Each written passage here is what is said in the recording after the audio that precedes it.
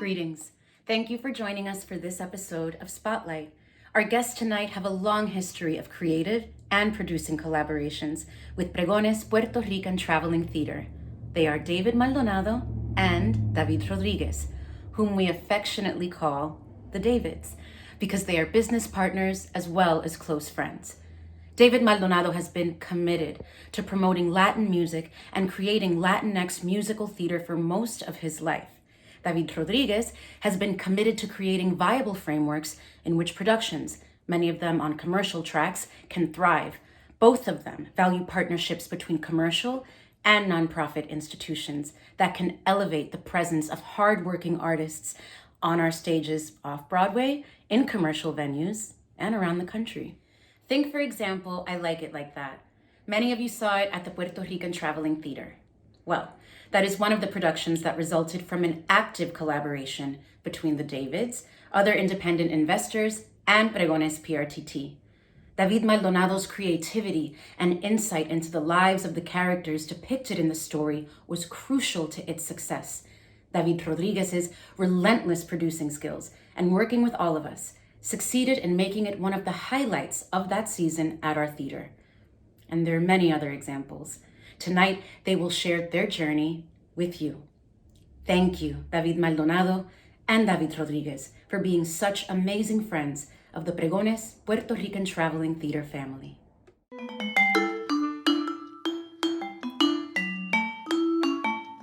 My name is David Maldonado, producer. My name is David Rodríguez, producer. I used to be the road manager and booker for Hector Lavoe when I was in my 20s. And so I wanted to try theater out, and I wanted to do the story of Hector Lavoe. So I went to Miriam Colon. She said, well, you need a script. So I wrote the script. As a one-man show. I brought it to her. She took it like a school teacher, page by page. Come back to me, con esto te completo. So I did. It was very impactful to me growing up in a Latino household, and my grandmother listening to his music, my mom, my aunts.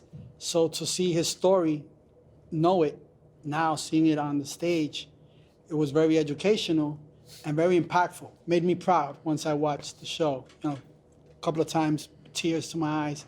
And I was in awe that someone brought this, a story about someone like me, Puerto Rican, Latino, from New York, to get to that level that he achieved. And it was inspirational to me, educational and inspirational. I always call her my godmother in getting me into theater. So it was her who, with her help, major help, I got involved in theater.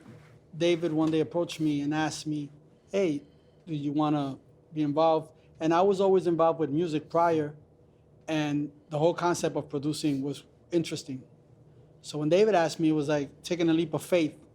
But once I tried it with him, and first 2 weeks, I was hooked. I realized that was the time, and that was the thing that I wanted to do.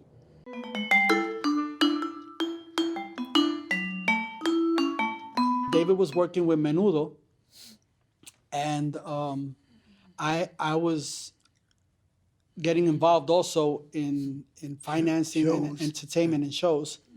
And we obtained the Menudo first tour. So we got the tour, and when we left, 15 minutes later, somebody bought the tour from us. That was in the 80s, so we know each other quite a while. Basically, the relationship going to like the Corleones. I'm Sonny, he's Michael. I come up, what do you think? And he'll plug the holes in them. Well, there's that. If he likes it off the bat, I'm halfway in. Then we start looking for problems, issues, hurdles. Well, in the 80s when I first met him, he was very hands-on, doing shows, so I saw him as a pioneer. Him, and he was working with Ralph Mercado, and so I saw David was more the hands-on guy, and the other people were more administrative, you know. That's when we first met. And then the second time around, when, I asked David for an opportunity, I was like, look, I want to go back to doing this entertainment stuff. And he was open. He was like, okay. So when an opportunity came, he contacted me. And everything I've learned in theater is because of David. He showed me, calm down. He gets excited about certain things. I get excited about other things. So he says, calm down. You got to look at both ends of it. And that has helped me a lot by looking at the yin and the yang, at both sides of a situation. My development as a producer, wanting to be better, is because of him. Because I want to show him that everything that he invested in me in time, as well as education and, and nurturing me, that it was worth it.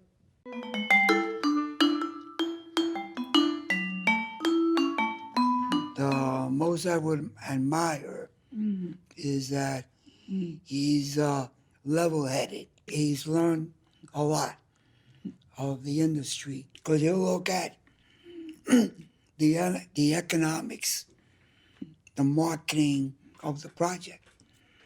We're not spring chickens here, so we do this to make a living, to pay our mortgages and send the kids to school. So we love the art form, but we have to make money, and that's what he does best. When we deal with other producers, or high-level producers,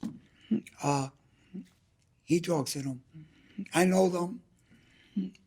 They become friends with him because he speaks their language, which is the business end of this business. What I admire the most about David is his creativity. It has no limits. I would pit him against anyone as far as coming up with ideas. He'll have 100 of them in one day, And then when he has an idea, he thinks it through, develops it, and I've never dealt with anyone else or worked with anyone else that does it the way that he does.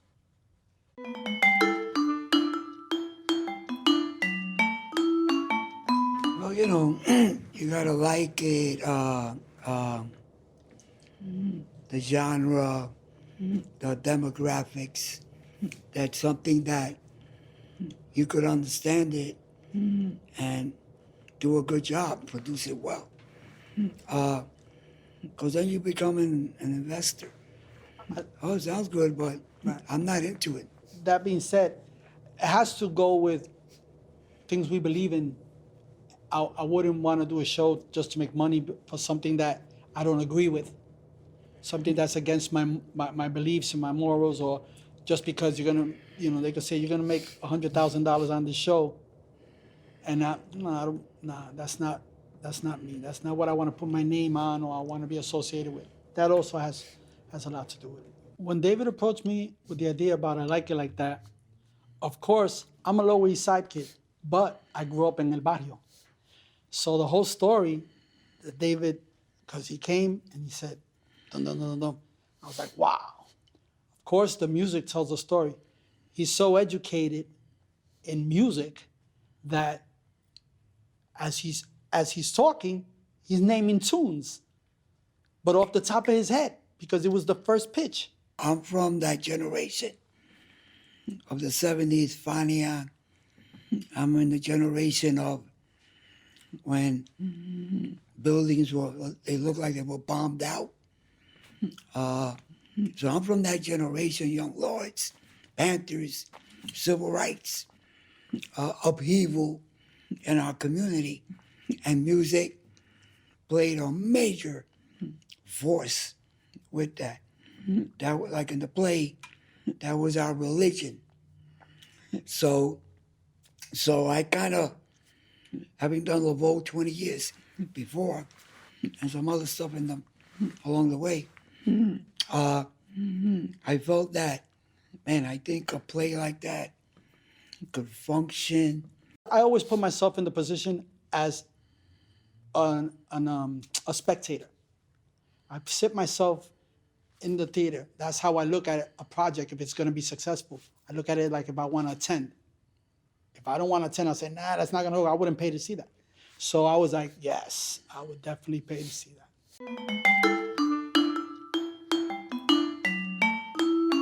This is a message from Carlos. He says, I support Pregones PRTT because Boricua artistic expression was born of the racial, cultural, and linguistic roots which formed us. Hacer arte es hacer patria. Help the young to know themselves. I mean, this is exactly one of the reasons why I love PRTT and Pregones, is because this was the first place I worked when I moved to New York City as a young artist. It's one of the only places in New York where I can explore my artistic side and my culture, and it's a place where both of those things can come together. I really do feel that the level of integrity in the work, also in the sense of community with front of house and just everybody involved in the Pregones family, makes people feel happy and makes people leave the theater feeling lifted. It speaks to our current moment here in the world where people need to escape, and I love that this theater provides inspiration and a reminder of our beautiful culture. I feel that it is a place, a sanctuary for artists, Puerto Rican artists, to develop their craft, develop themselves as people, and it provides that for not only Puerto Ricans here in New York City and abroad, but also it provides that for other Latino artists and also artists from the LGBTQ+ community. We are so proud to be recognized as one of the leading Latinx theater ensembles in the nation. And we're home to more than 20 artists ranging from choreographers, actors, designers, playwrights, who continue to share their stories and their talent on our stages, both in the Bronx and in Manhattan.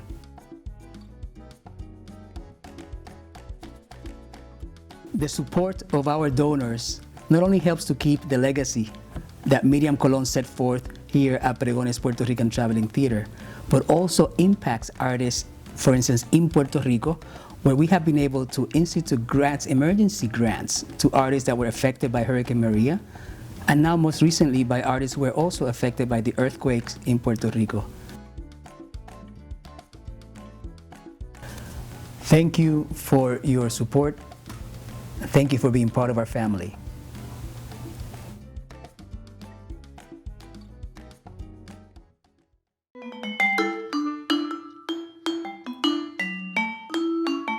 So many highlights. Incredible cast. We had to convince Tito Nieves to do that. One of our formulas, which is great for off-Broadway, is that I've, especially with the music, I've tried to mix it up with theater people and street people. And the actors, the theater actors, bring the technique of the art form in theater. But the soul is the street. So when you put that together like a sofrito and it meshes, you know you have something. And so, so as to what exactly, the fact that we had Tito Nieves, you had Bruja, you had Chachi, you had Angel Lopez. These are, you know, big artists, and how they worked together. There were a lot of other people involved too that did amazing. Gilbert, Velasquez, Kike Gonzalez, everybody in there became a star. Everyone in the cast became a star. Each and everyone gave their heart out on that stage, and that was an incredible thing to see. That's, for me, the highlight was watching them all become stars, because in their own right, they gave it their all. And that was such a rewarding feeling. Because we kind of knew that he liked acting, but it makes a lot of money. So for us to tell them, you gotta work for this. So we worked on different angles on them. Yeah, it was like calling in a favor. His brother's like, listen, you gotta do this. This guy's my friend, you know, and this and that. And then he caught the bug. When he was doing the rehearsals, he caught the bug. So it wasn't that no more like, you know, he did have to continue with his career, of course, but he gave us months of dedicated hard work. I hope they all know that we do honestly, heartfelt appreciate all of them for everything that they did for us. Because without them, we could have never accomplished what we did.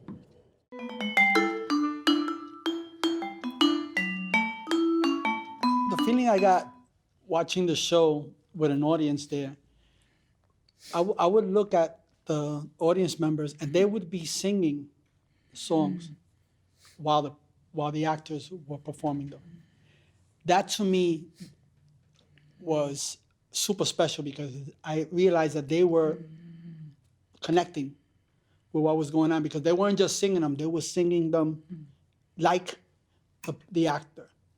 One Gilbert sings Maria Luisa, which to this day, I think to me, he should record that song because he did such an amazing job. And every woman that I know that I invited to that show, friends of mine that attended, they all say that guy totally took that song to another level. So my thing is the connection of the audience with the actors. When you see something that what first was a paper on a wall with David scribbling, changing lines, 150 pages all over the walls in our studio. We have weird ways of writing. In our loft.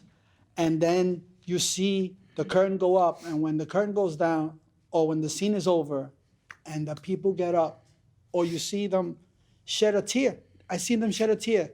You feel like my baby was born.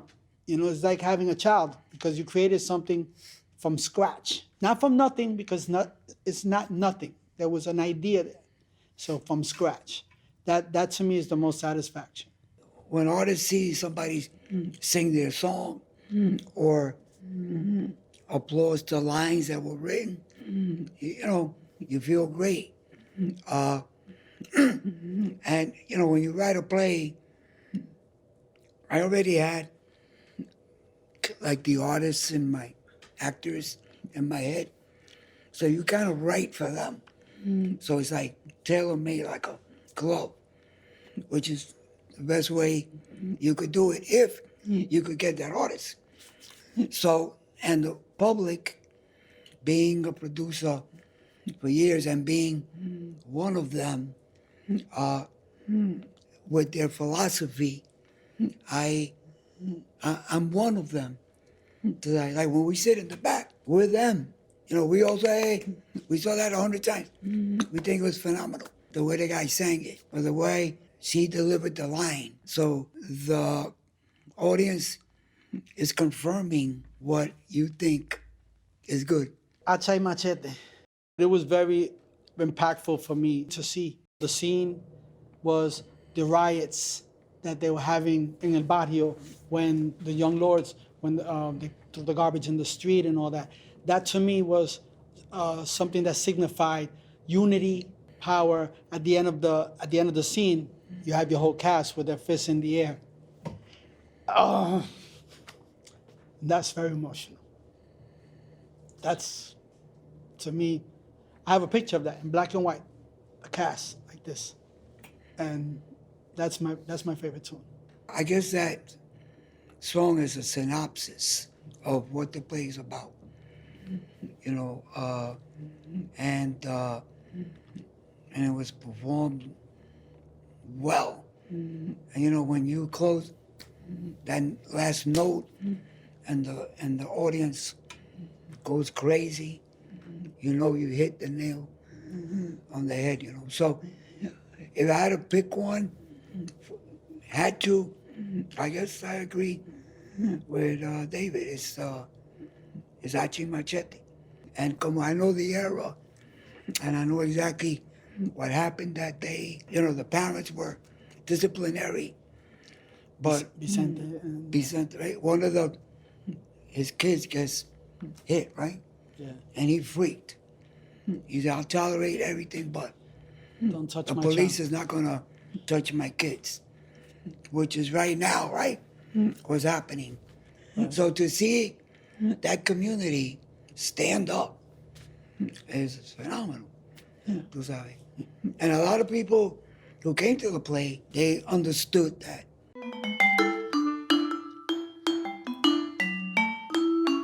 So you could have all the vision in the world, but how do you put that on that stage? We had a great director, Wadi Hakis, great director. Which, by the way, in producing, I've been lucky that I get along with my co-producers, directors, and because I'm unfortunately, I'm a hands-on guy. I can't I just can't. I got to put in my 2 cents. So that's a challenge that I've been able to escape. Putting them together, all these people together, trying to work in unison, from sound men to lighting, all this at the same time has to work seamlessly, like one lane. And you have to be so focused with the director, because as a writer, right, it's so, and you see the pieces come together and try to keep them together without one of the sheep straying, bringing it back. So I think on a creative level, that's a challenge. I learned something in going to school for theater. A bomb will go off every day. If you prepare for a bomb going off every day, then you'll be fine, because you're looking for it. You'll be prepared when it hits you. It's not a surprise. So once I learned that concept, I was good, because every morning I already, okay, let me see what happens today. And that's when I started knowing, be prepared. The bombs got smaller and smaller and smaller and smaller, right? The biggest challenge, and I like it like that, was when David was writing the script, we had the songs, all the songs that were perfect. We go to, I wouldn't mention the label, and say, listen, we're ready. This is the songs we want, boom, boom, boom. So we got a quote back that was super unaffordable, like we were doing Broadway. And we said, this is off Broadway, it's small theater, we don't care. All right, so we're not using the masters. We're recreating the music. This is 2 months before. 2 months. It's the same. What do you mean it's the same? If you use the master, it's one. If it's you use just mechanical rights, publishing rights, it's half price. No. Okay. So David, we got a team of like 5 people, David and 4 others. David leading it, and we had to change 80% of the music. From 42 tracks, 30 of them we couldn't use. 30 or 35. And what you've seen in the show was mostly the second choices of the tracks that we were able to use. We couldn't go use tracks that were owned by that company. So as far as the music, David and the music team, they rose up to the occasion, writing new songs and finding old music that wasn't owned by this company, and that we were able to use it. And we ended up paying this much compared to not being able to do the show, because it would not have been affordable.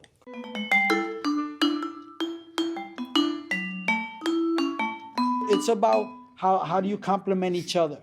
And I think that the scenario of a not-for-profit with a commercial is a great scenario, because you learn from each other what you need to learn. The infrastructure that you have is a lot more than what you guys see, because one thing David and I have learned from you guys is, oh, this show could cost $200,000, right?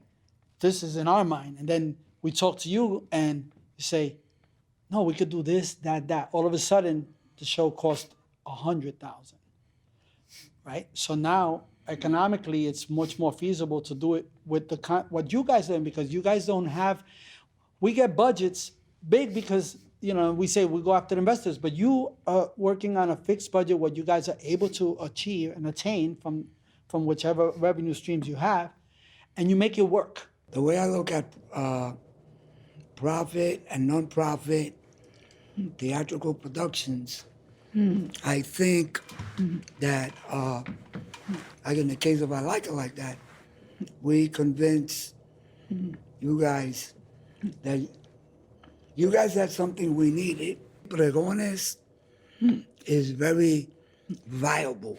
And there's not too many. Lo que hay. There's not 20 of you guys. Uno, dos, tres maybe. So your vision is you could help a lot of upcoming producers that we have ideas, but we still need help to open doors. And I think that you guys are in the position to help open doors. So we come up with ideas. We were working on like Broadway. You guys are connected with a lot of Broadway people. So we come, listen, we need your help. You know, we want you to be part of this. As a regional theater, to open some doors for us, and you're coming with us as partners. Two things happen here. My ego feels good. I'm helping my community by bringing this theater with me. I mean, help me do this. Thanks. Have a nice day. No, come with me, because this journey is going to open up more doors for us and for you. Porque por ahí hay un nene, una nena, or somebody's going to look at this and say, I got this idea, man. You know, and now I know where to go. We like to thank Pregones. You know, I mean, I'm sure they know, you know, we appreciate the opportunities that we've had with you guys, that we continue to have, the doors being open always. And thank you for having us on Spotlight.